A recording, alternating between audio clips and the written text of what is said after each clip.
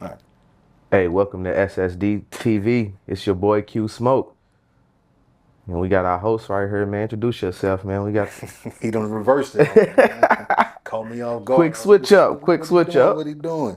Uh, but yeah, like you said, another episode of Opinionated Facts. I'm your host, Drizzle, and we got my dog Q Smoke in the building again. I appreciate you letting me pull up, bro. Oh yeah, for sure, man. We This is gonna the get it going every time, this is bro. this is Every time. this is the official. First time was take zero. It's take one. Yeah, facts, facts. Don't run it back. Yep. But how's everything going though, bro? Honestly, I can't complain. I just left a creative cookout. So if you in Louisville, you know about the Louisville, we got something coming soon for everybody, for all the creative artists in the city. Like we about to be working with everybody. We're gonna try to get everybody on board. We're gonna get the city on board, and we're gonna do something major in a major way for the artists that ain't getting recognized. For sure. Okay, okay. Now let's talk about your comedic beginning. Okay. Uh, what uh what made you want to do comedy, and what made you believe you could do comedy? Okay. What made me wanna get in comedy, actually, like I never thought I was gonna be a comedian. Really, I was more or less on the backside of it. So my brother-in-law, Mr. Bikey, shout out Mr. Bikey. Y'all can check him out. Y'all can Google him, aka you feel me, MrBikey.com. Look him up. But my big brother-in-law, he's married to my sister now for about 15 years. He was throwing his own comedy shows at my cousin's venue in Louisville, and he hired me to do security. And I was working security. And I ain't gonna lie, a lot of the acts I was seeing, our boys was looking bad out there. You feel me? They was looking bad. So maybe about a year into me doing security, I just had a something in me was just like, man, I should really try it. And my brother-in-law was encouraging me, my sister was encouraging me, a bunch of family really, they were just encouraging me to try it. They already know that I'm funny, I'm a genuine person, I be me most of the time and I just know how to talk to people. So I tried it and honestly it just went from there. And then so my first open mic, I feel like to me, I did terrible, but everybody was telling me how good I was doing. So I was like, okay, you know what? I'm gonna try it again. I started hitting a bunch of open mics around the city, and literally, maybe about 3 months in, I got hired for my first show, and they paid me $60 to do 10 minutes, and after that, it was just history. Like I just knew that there was something that I like to do. I like meeting people, and I like making people feel good. So it was like it went hand in hand. You feel me? Okay, okay. Now, I know you brought up your brother-in-law. Yeah, Mr. Bikey. Shout out Mr. Bikey. Speak on some other comedians and some other influences that So, inspired you. so like honestly, from the city, I'm gonna start locally because that's what I'm on right now. I'm more on the local scene. So, um, there's a comedian y'all can look up. His name is Eric Kimbrough. He's funny. He's been doing it for about almost 20 something years. And when the first time I seen him, that really made me realize, like, damn, like you can really go up there, be yourself, take your own opinions, put a spin on it, make the shit funny, and people are gonna love you for it. So definitely shout out Eric Kimbrough. Another comedian y'all can look up. He's from Louisville also. Lucius Williams. He also was like a guy that encouraged me to get on stage. I seen him going up, and honestly, I just love what how they handle themselves on stage. So I just wanted to be able to do that also. And then when it comes to like big name comedians and stuff, of course Dave Chappelle, like the skits from Dave Chappelle, hilarious.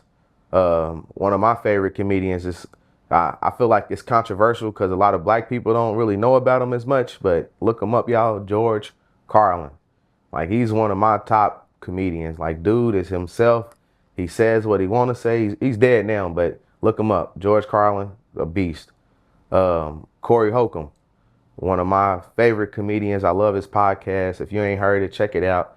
Um, and you can't be soft listening to Corey Holcomb. You feel me? Like you gotta actually be a person that can take a joke, be a person that can take the truth. Cause hey, the truth is funny, but some motherfuckers can't handle it. So I like Corey Holcomb. Um, of course, like to me, and really to any comedian, Kevin Hart should just be a staple for what he did. From everybody seen him go from, what was that, Paper Soldiers, to where he's at now. You feel me? And that right there, and just by itself, shows you that it's possible to really do and be anything in the comedy world. You feel me? Like now, what he does is immaculate compared to what a lot of people are doing. So definitely Kevin Hart. Really, it's so many comedians to name, man. Like Tommy Davidson. Shout out Tommy Davidson. Shout out even Gary Owen. I like Gary Owen's comedy. You feel me? I like a bunch of them, like Bernie Mac. You feel me? I fuck with Bernie, of course. R.I.P. Bernie. He's not one of my top ones, but I fuck with Bernie though for sure. Steve Harvey ain't one of my top ones, but he's cool. Cedric ain't one, but they cool. But they ain't my top comedians. Now, do you think that's you think that's more of a style thing? I think it's more of a style thing.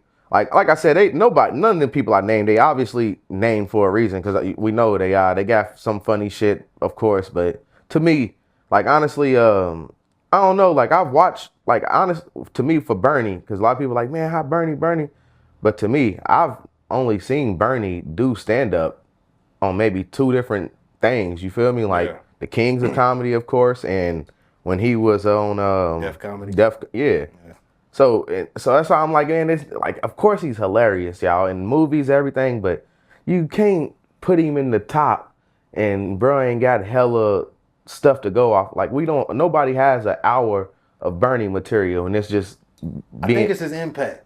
Yeah. Like if you he got it's almost like I don't know how to, like, if you put it in a perspective of, let's say, sports, right? You know how, right. Like, you're going to talk about your Kobe's, you're going to talk about your Mikes, but then it's like, bro, there was Iverson. Okay. You know what I'm saying? Like, because Iverson's one of my favorite players, you know so I see where you're going with that. You're going to talk about your Tom, you're going to talk about your Peyton Manning. Okay. It's like, bro, you had to see Mike Vick. Yeah. You know what I'm saying? He did bring a style to comedy also. I can say that he did bring more of that. I don't think we get Corey if we don't have Bernie. Oh, you right. I like that. You right. Because he did bring more of that I don't give a fuck attitude to the stage, which I appreciate because I definitely have that type of attitude. Like, I feel like I can say what I want on stage. Like, I feel like when you on stage, you in like that gray area of the world where you can really genuinely put your opinions out and a motherfucker got to sit down and hear you because they paid to see you. You feel me? So I that's another thing what I like about comedy also. Okay. Now, I mean, you named a bunch. I'm not going to ask you to name your top 5. You kind of eliminated who wasn't in the 5. Yeah, for sure. But if you had to go off of just importance of impact. Okay. Like to your style and to my style. Yeah, okay. To your style. Like, who do you think are kind of like the forefathers for your style? For my style. Okay. I definitely got to say George Carlin. And the reason why I say that also is because if y'all look him up, the man has, on Tubi alone, the man got over 10 specials, you feel me? So that right there, like, I just love the bruh's ethic. Like, George Carlin is just a monster, y'all. Look him up. I'm going to keep saying that. I feel like enough people don't know who the fuck he is.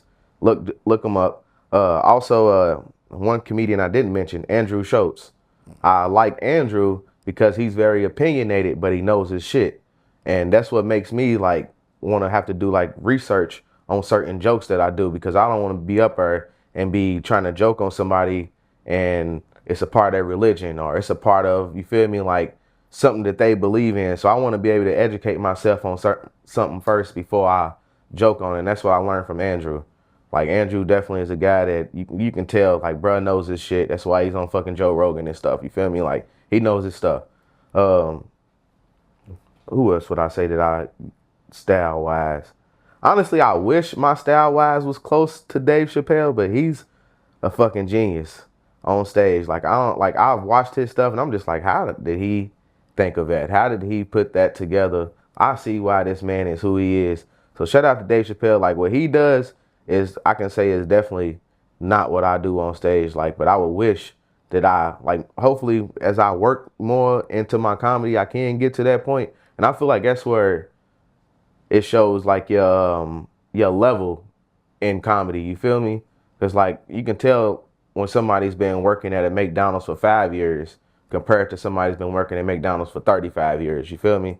Bro's gonna know how to move around and work the fucking just everything better than what you know.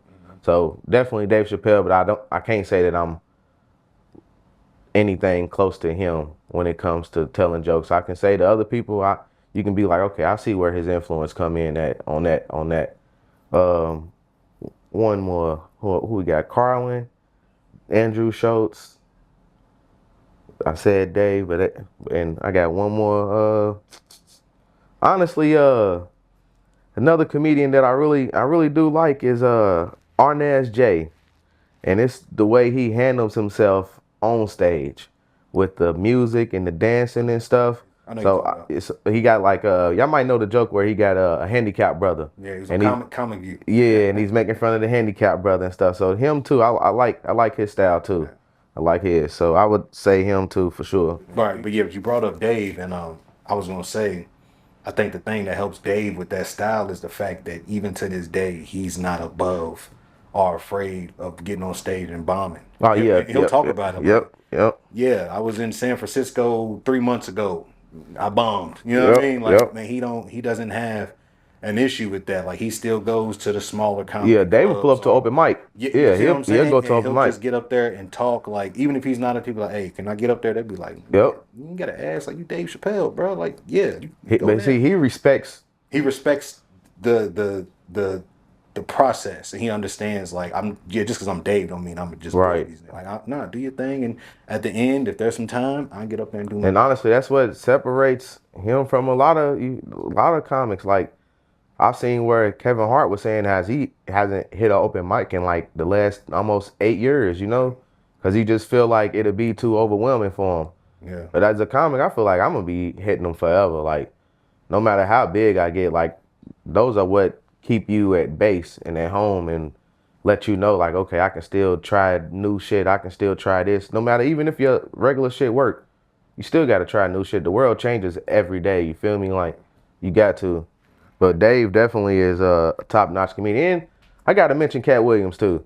I can say my style a little bit on the Katt too, because Katt, like, he got the voices and stuff, and I like to kind of change my voice, switch my voice a little bit on stage too. So that too, I like Katt style too. Got to mention Katt Williams, of course. Like, he's top Okay. comedian for sure. Like, if you say he ain't, and you must work for the Illuminati or something, man. Cause ain't no way you feel like that man ain't, man. Everybody know Pimp Chronicles. Like, that is literally one of the greatest comedy specials of our life. It's a good one. You feel me? Like, when the humans stop existing and the next motherfuckers start digging and they find that Pimp Chronicles, bro, they gon', you feel me? That's the one with the green suit, ain't it? Yeah. That's when he's in the limo riding with his homies, Red Grant and all. Yeah, that's literally the greatest one, bro. He showed us the preparation of getting ready for a show and then going on. Like, nobody's ever done it like that, bro. That motherfucker was fire, bro. Yeah. No, Katt is he's goated in his own right. For sure. He's goated in his own right. For sure. Now you brought up some specials. What would you say are your favorite specials? For sure, Richard Pryor with the red. I don't know, what's it called? The jumpsuit or whatever. Everybody know they done seen it before. I honestly, I can't remember the name of it. What's it? Don't ask me, cause I wouldn't know. That's before my time.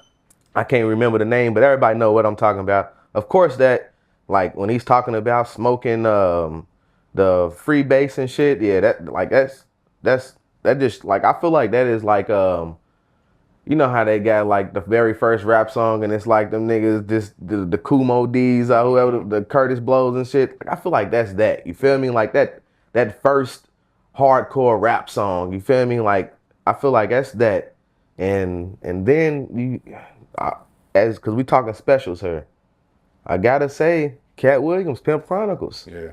Like, definitely number 2 for sure. Like, that is a staple in the comedy specials for sure. And then you gotta mention Kevin Hart, the which one? Laugh at My Pain. Is that the first one? Where the first one. The one where he's saying all right is not. So that's the one after Seriously Funny and Grown Little Man. Okay. So he got the 2 before that. Okay, so whichever one is, I feel like it's the first. But that's the one. Like, that's the one that was like okay. took him. Yeah, took him out of here. yeah. So I feel like that one. You feel me? When he's talking about his daddy and the all right, hello, like, Dick. yeah, and he's talking about heads and beds when he's telling this. Like, literally, that is honestly that might be, besides Pimp Chronicles, that's one of the specials where people can still quote till this day, bro. Yeah. Like that, it's really powerful to have something like that where it came out in 2008, and a nigga right now can ride past and out the window and say, all right, all right, all right. And Kevin Hart. They know what it is. You feel me? Yeah. So definitely Kevin Hart for sure. Let me think. We got Kevin Hart, Katt Williams, red jumpsuit. I'm gonna look up. We can't be disrespectful. Yeah, we can't do that. Red jumpsuit. Another special that's to me. I gotta go with you know what? This is gonna be surprising, but honestly, Fluffy. Gabriel Iglesias. Yeah. Yes. They used to have one they played all the time on Comedy Central, where he's talking about like riding a roller coaster with his fat friend and shit like that. Yeah, no, he's funny. Yeah, he definitely is. But let me think about another specials that Deion Cole got a good one too. But see, I'm thinking of specials where niggas can recite from it though. Like I know Deion Cole got that one where he pulled a notebook out and you feel me?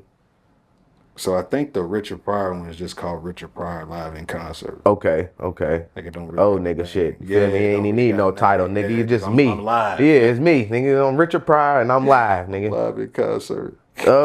I'm trying to think of some. So the other ones ain't really specials. Like I mean, like everybody. Like I feel like there's some All-Star, the Shaq Comedy All-Stars, like the Tommy Davidson one with him, Kevin Hart. Like literally, bro, there's jokes on there that niggas can still recite till this day. When Tommy Davidson was talking about the Mexicans in them Jordache jeans, nigga, that shit was hilarious, bro. Like hilarious, bro. I can't even think about no other like real deal specials where people like Tambourine was cool, you feel me? It wasn't nothing too spectacular. I feel like honestly, I think those three got it for real. Yeah. And then I mean like, okay, so I feel like the same way with Richard Pryor, like people recognize that outfit, people recognize Eddie Murphy. Eddie Murphy, yeah. But nobody, I don't know a joke. I see. I'm not an Eddie person. Yeah. I'm not a Chris Rock person. You feel me? Yeah, I don't know a joke. I ain't gonna. Now, Chris Rock do got a funny one. Which one? The Tambourine? No. Is it no? It's the one he got on the black. God damn. So yeah, I don't know. He like that's probably the only one where I'm like, all right, like that was. Other than that, bro, I can't like I said. So now this honestly, y'all, this should make y'all realize how hard comedy really is. Cause cause for me, I watch comedy a lot, but I cannot recite. It was Bigger and Blacker. Bigger and Blacker. Okay. That's the one, yeah. It's tough to think about it, bro. It's tough to recite certain jokes like motherfuckers know the dude who got Bebe kids. What's his name? It's not Robert Townsend. Robin Harris. Yeah. It's the daddy from House Party. Yep. So Robin Harris, like we know the Bebe kids joke because the nigga made a whole movie off. You feel me? And that's how powerful that joke was, though. All from talking about messing with a female who got some Bebe ass kids. You feel me? And the funny part is, people used to think Bebe meant bad. Yeah. Bebe was their mama. You feel me? That was Bebe's kids.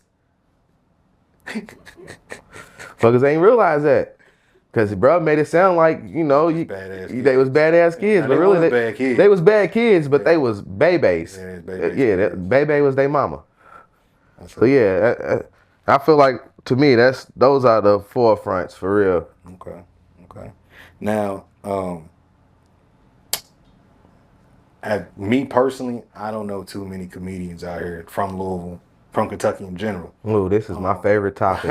So what is your outlook on the comedic landscape here locally, and why it hasn't taken off like other places like we've seen versus, facts. Here like Chicago, Atlanta, Memphis, Michigan. Yeah, they all got they content comedians and they stand-up comedians and they content to stand up. Now they doing both. They got Desi. I ain't gonna. But anyway, I love this topic. First off, Louisville does have a comedy scene, everybody. Yes. There are multiple comedians, there are multiple shows damn near every weekend. There are comedy shows in Louisville. Not just with famous niggas coming here either. Like, yeah, so there's right now, and I would say there are 3 comedy clubs, okay, in Louisville that are like forefront actual comedy clubs. You got the Louisville Comedy Club, that's on Main Street. You got Planet of the Tapes on Barrett, and you got the Comedy Caravan that's on Barstown. Those are the forefront to me of Louisville comedy. Then you got the little rinky dink. Yeah, no, I ain't gonna call them rinky dink. That's a bad term. Then you got the smaller venues who let comedians book shows and then throw them and stuff. You feel me? Like like bars that got stages. So we try to take advantage of that. But there is definitely comedians in the city that's from Louisville. And in Louisville, I don't like, I know, so I feel like there's 3 different levels of the comedy scene. So level 1 of the comedy scene is open micers. These are people who do not consider themselves comedians, but they do consider themselves to like to go to open mics. They got a notebook. They jot down jokes. They go to either the comedy clubs. They don't even they ain't even thinking about getting booked. That's not even, you feel me? They doing this because this is their extra little thing they like to do. So you got your open micers. And then you have your, I'm a comedian because I do open mics and I've got booked by my friends to do comedy shows. So then you have these people that they might not bring up that they're a comedian to people, but if you bringing up something, then they might say, hey, yeah, I tell jokes, I'm a comedian. Yeah. You got those people.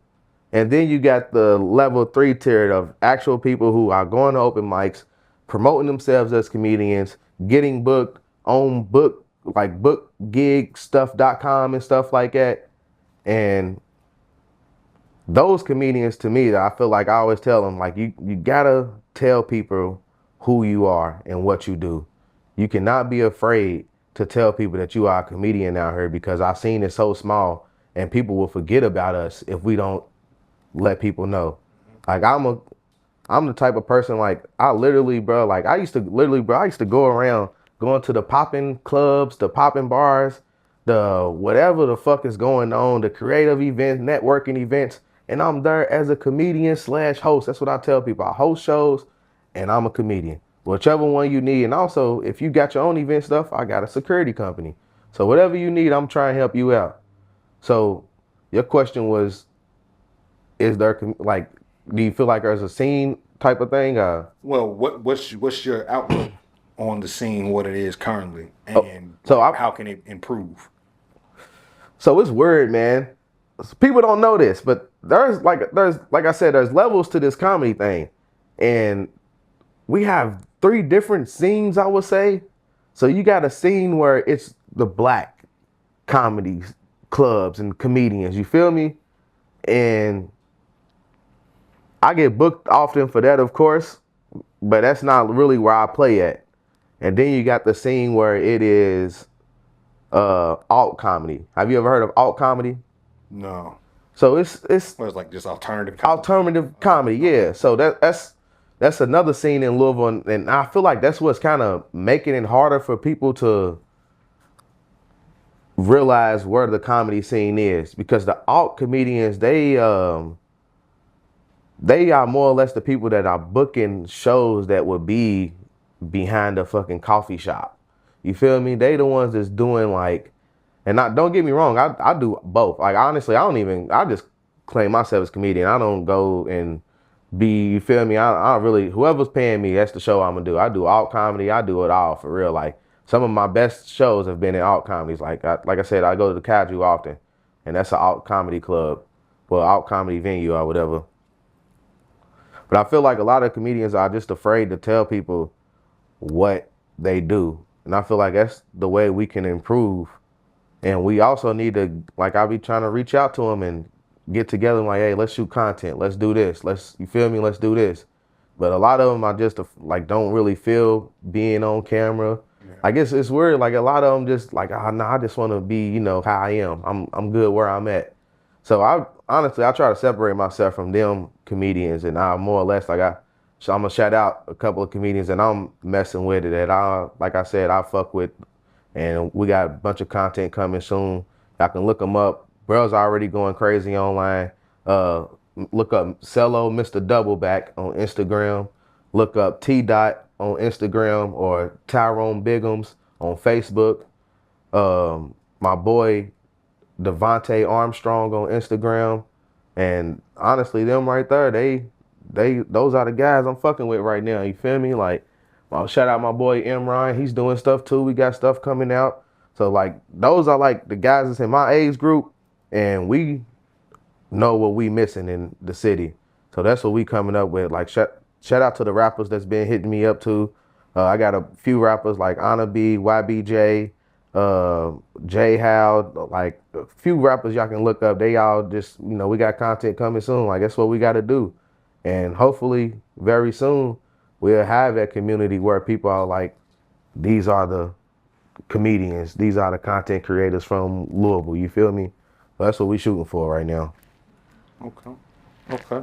Now, do you see I want to say, do you see? So, like, usually, you know, like there's like for prime example, when COVID was going on, we've seen a lot more people pick up making music. We've seen a lot more people pick up being DJs. Facts. We've seen a lot more people pick up being OnlyFans. You know what I'm saying? Yeah. Facts. Figuring stuff. Yeah, out. a lot of online shit was going on. There was. I feel like the one area that we didn't see a huge surge, because we saw content creators, but we didn't see a huge surge in comedians. Like, yeah, there's always going to be a new comedian going to come out. Like, they're going to pop out, but there wasn't like a massive influx of just everybody was trying to be funny. Nah, facts. And I could be wrong. Nah, I feel you. Like, honestly, I feel like, like internet wise, if we want to say, like, yeah, everybody tries to, you know, be funny, but yes, there are not a lot of people that are branding themselves as like funny or comedic. You feel me? And you're right. Like, we are missing that on that. Like, and this, like I tell people all the time, it's definitely money, and it's just about how you advertise yourself. Like, I tell a lot of local rappers, I'm like, bro, like, I bet I made more money on my comedy than you have on your music, and you put more money into your music, but you not promoting yourself. Also, you feel me? You holding music in the vault. You feel me? Like, what is that? Literally, like, I literally got so many rapper friends, brother, tell me they done paid $300-400 for a session to record a song or whatever, and they don't even want to put the song out. Well, you feel me? What type of point is that? You feel me? So I feel like with comedians, people just need really, like, I don't know how to explain it. Like, I feel like with comedians, like, people just need to be more open about it. You feel me? Like, be more open about being a comedian. Like, it's like, really, it's cool. There's money in it. Like I said, like, there's money in it for sure. And you can go, like, and there's legs on it. You can make a podcast. You can start interviewing, you feel me? And you can really be however you want to be, and people will see you and be like, nah, he's a comedian. He can do that, you feel me? Yeah. Like Charleston White, he's a great example. He can talk so much shit and be like, nah, it's just jokes. And you feel me? And you can end it at that, you feel me? Yeah. So like, I do feel what you're saying. Like, it was definitely a lot more rappers and stuff, but I feel like content creating is within comedy also, though. You feel me? Because you gotta have some comic relief, unless you doing like drama content or something. You feel me? Okay. Now, what has been your biggest obstacle as far as with comedy? Yeah, yes. Bringing people out. Like, honestly, especially being in Louisville, like I said, it's definitely difficult when it, you know, it's like people be like, oh, you should go out of town and, you know, get booked and shit. I tell people, like, in order for me to get booked out of town, my city, like, people don't understand this. Your city really got to show you love too. Because why the fuck would they want to book you and your city don't even fuck with you? You feel me? Yeah. That don't even make sense. Like, so I tell people, I'm like, man, if y'all want to see me go out of town, come to my shows, the ones I'm putting in the city. Like, granted, I've definitely done plenty of shows out of town, and to me, I feel like that don't even mean nothing because I'm not super trending on Instagram and social media and shit. You feel me? Like, I'm still out here trying to kick my shit, and I feel like the easiest way for me to kick my shit right now is to the people I can actually reach. And that's the motherfuckers that's right outside my house. You feel me? So I feel like a lot of people in the city just need to support. Get up off your asses. Get off your phone. Come to a comedy show. Stop. The main thing I hate is when I see people, they be like, oh, hit me. Tell me about your next show. I'm like, if I tell you, are you going to really show? You feel me? And I'm going to tell you. And 9 times out of 10, they might show. You feel me? Like, it's funny though. As I'm saying, it's hard to bring people out. And there's like I said, there's plenty of comedians in the city, and they'll all tell you. And it's only a few that can sell a show out. And the selling the show out to me, I'm saying it's only a few that can bring 100 to 75 people out. You feel me? I've only done it maybe about 3 times. You feel me? 3 or 4 times, and it's tough. You gotta really hit the streets. Like, it can't just be social media advertising. You gotta go out here, pass these flyers out, let people know who you are, let people know what you do, be genuine, be kind, be nice. You feel me? Like, you gotta be all that. Like, you literally, bro, like you have to live like 3 different lives type shit. You gotta have your own life to yourself. You gotta have a family life, and then you gotta have a entertainment life. You feel me? Like, even you, like, you gonna realize it as you go more into it. You feel me? You definitely gotta have an entertainer lifestyle also, because if you don't, people only view you for how you put yourself out there. You feel me? And if you in the corner the whole time, you ain't saying nothing, who the fuck gonna ask you, bro, if you got a podcast? You feel me? For sure. If you ain't said nothing to nobody the whole time you in the club, you feel me? You in the corner with your head down, drinking your drink. You know, you gotta be out here. You gotta see somebody patting their pockets, ask them, you need a light? Start the conversation.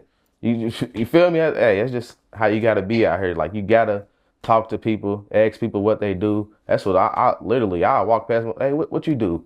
Man, I do comedy. I wonder how what you do for yourself can help me. And I learned that from my brother-in-law. He asks people all the time, what you do for yourself? I don't care if you work at Walgreens, Ford, whoop-de-whoop. What you do for yourself when you get off though? You feel me? Are you just going home and being a regular motherfucking, that's what a real NPC is. You just going home being a regular motherfucker, or are you kind of create something? You feel me? Like, that's just how I feel. Like, to me, I feel like even if it don't have to be for the people out there, it don't have to be on some entertainment shit either. You can create anything. You feel me? Like, as long as you are doing something for you that's creative, as in like anything really. You can be fucking painting, putting phones together, just something that's gonna be for you though.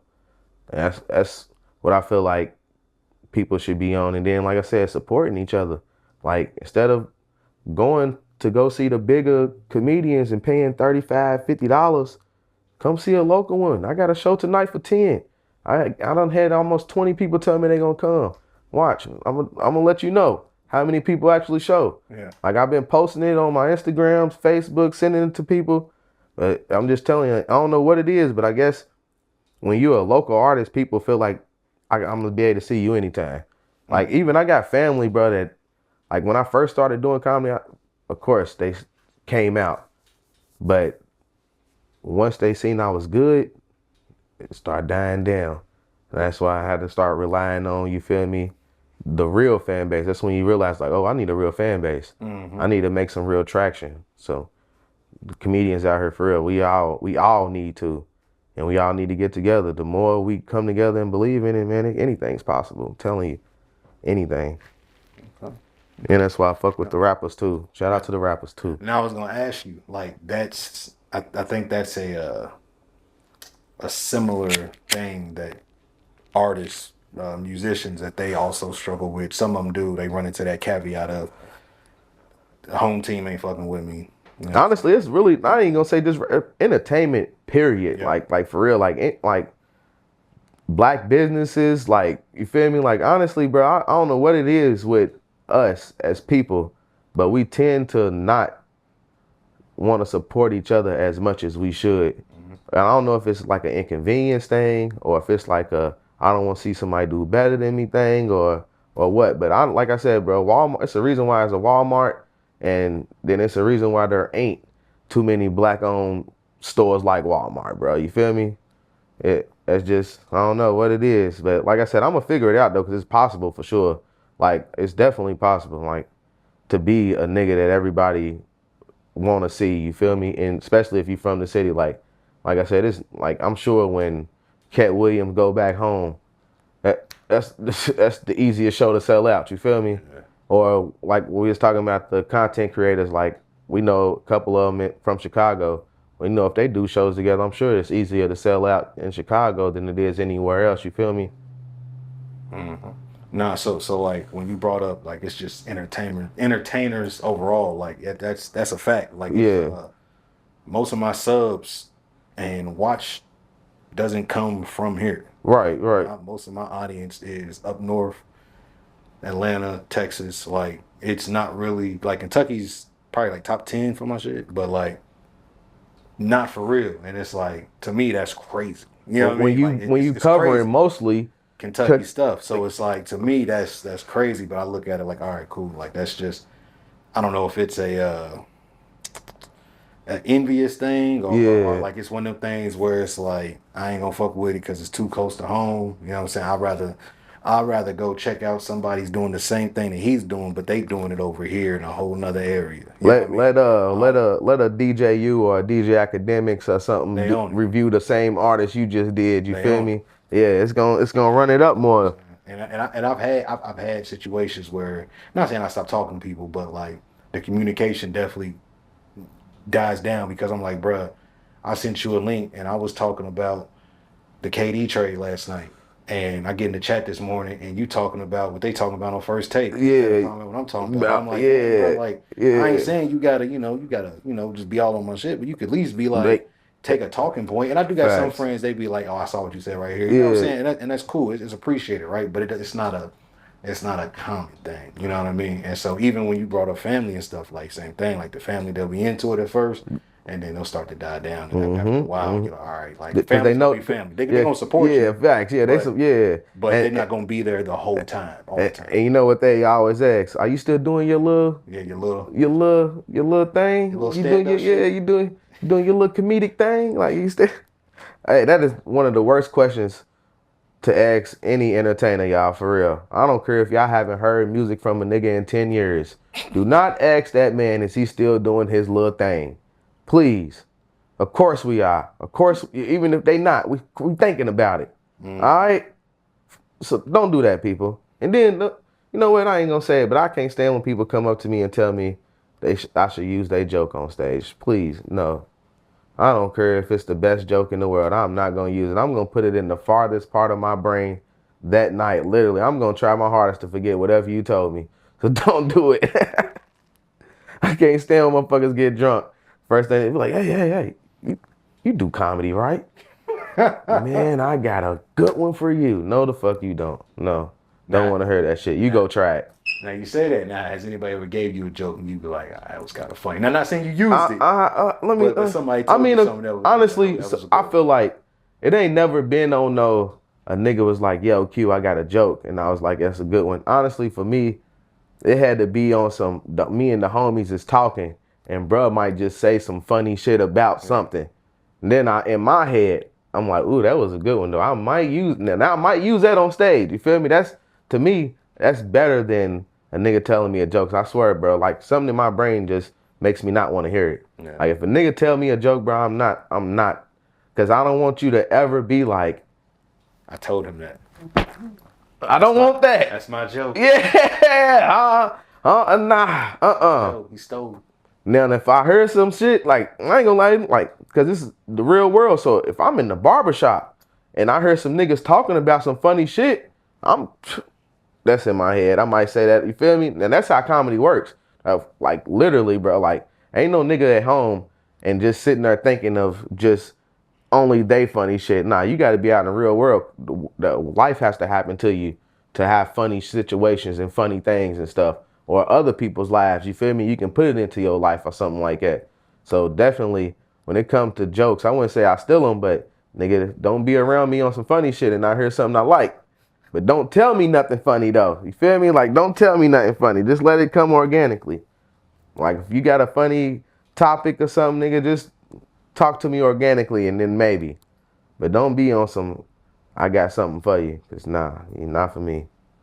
All right, now what would you say has probably been your I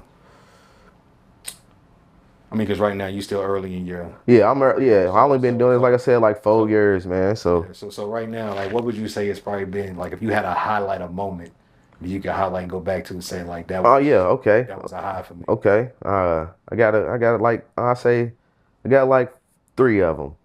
So my first show that I ever threw, like, by myself with myself, you feel me? It was the Q Smoking Friends show.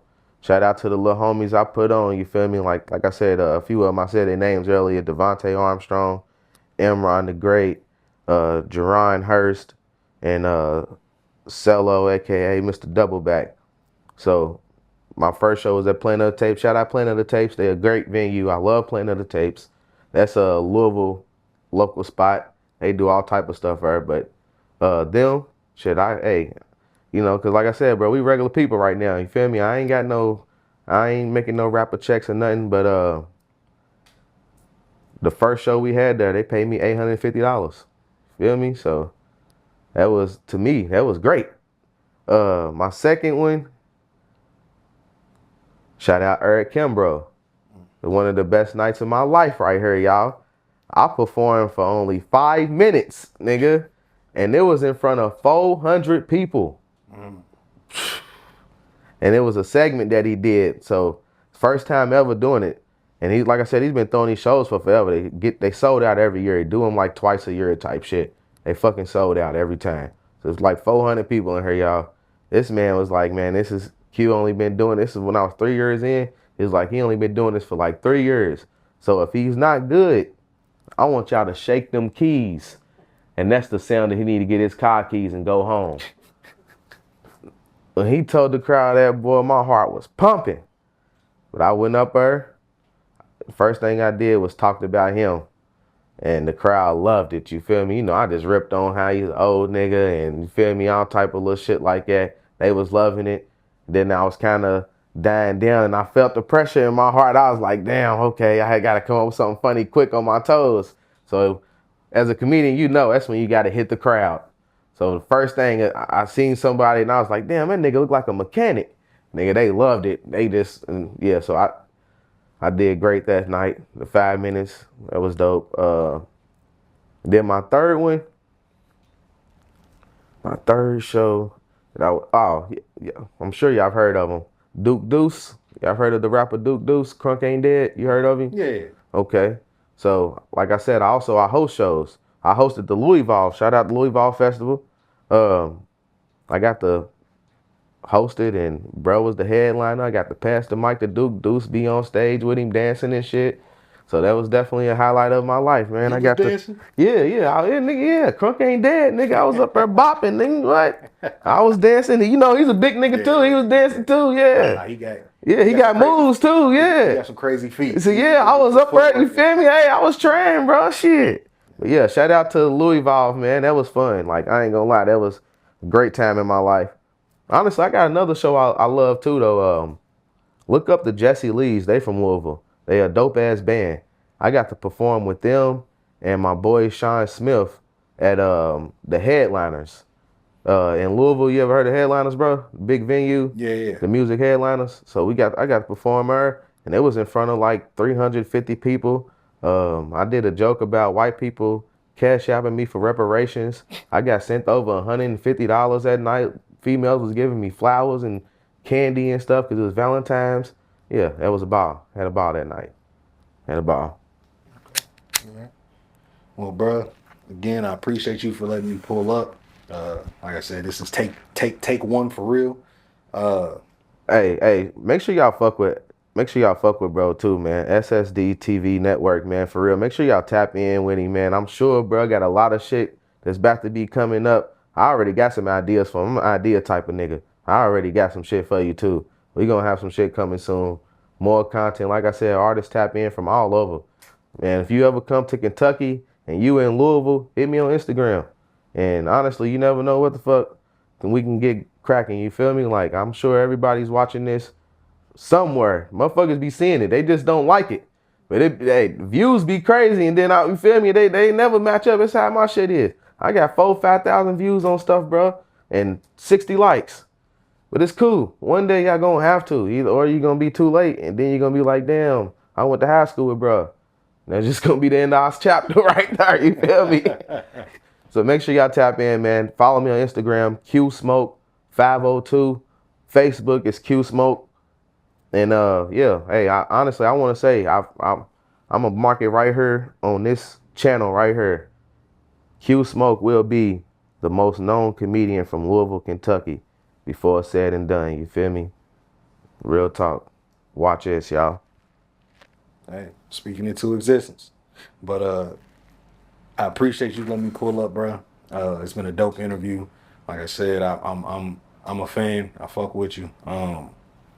If I didn't fuck with you, I wouldn't. Yeah, nah, facts. I mean? Nah, bro's a real one, man. That's all I'm gonna say, man. We was ready to fight the storm to try to shoot this shit. You feel me? But like I said, bro, I appreciate you letting me pull up. And can I ask you one question? Yeah, go ahead. Who is the most known comedian you know from Kentucky? I would just say, just Kentucky. You feel me? Nobody, bro. Okay. Personally, like, but I'm not a. And don't be wrong, I love comedy movies. Right. I'm not like a comedic person per se. Like I'm not. I don't. So I ain't even saying like famous wise though. So just in general. So you never heard of like nobody being from Kentucky and being like, I'm a comedian, whoop de whoop, or nothing like. Outside of Larry Starks. Larry Starks. Okay. Cool. That's the only one. But only reason why I know that is because. Shout out Larry Starks too. We done shows together. I fucks with Larry. He's hilarious. Follow him on Instagram, y'all. For real, dude is hilarious. He is. And he wins. I got nominated, so I need my votes up. But he definitely won Kentucky Comedian of the Year and shit. The Urban Wars. Yeah. I was just nominated last 2 years though. Yeah, and only been in the game for 4. Yeah. But now I know I didn't know he was from Kentucky until Lex. I did a hosting gig about 4 years ago. The Soul Feast week.